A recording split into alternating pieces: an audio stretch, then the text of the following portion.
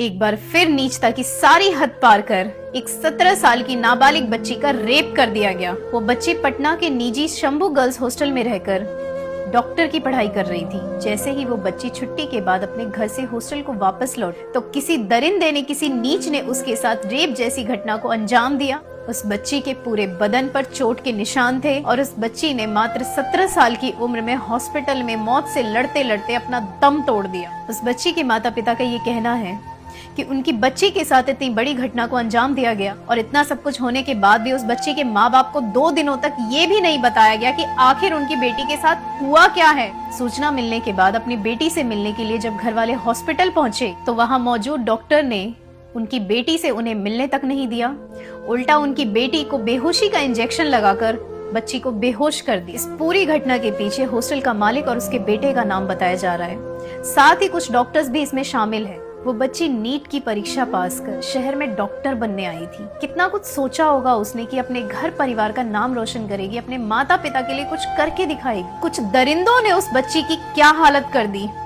कि डॉक्टर बन के जाने की बजाय उस बच्ची की लाश घर वापस जा रही है।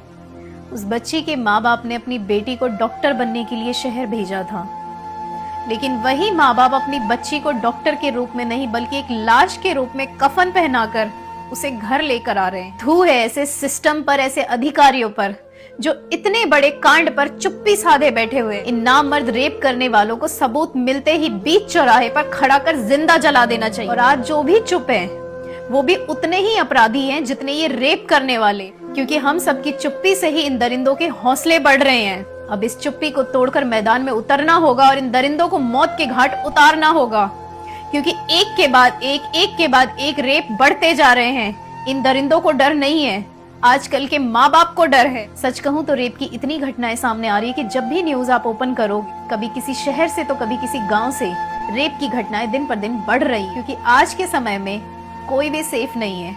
कभी किसी 10 महीने की बच्ची के साथ रेप हो रहा है तो कभी 2 साल की बच्ची के साथ, तो कभी 5 साल की बच्ची के साथ, तो कभी 11 साल की, तो कभी 42 साल की औरत के साथ।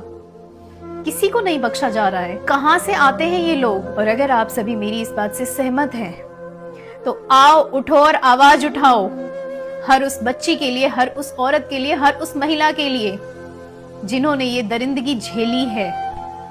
अब बस, अब चुप नहीं बैठेंगे, अब मुंह तोड़ जवाब देंगे, और अगर कानून सजा नहीं देगा तो हम मिलकर सजा देंगे।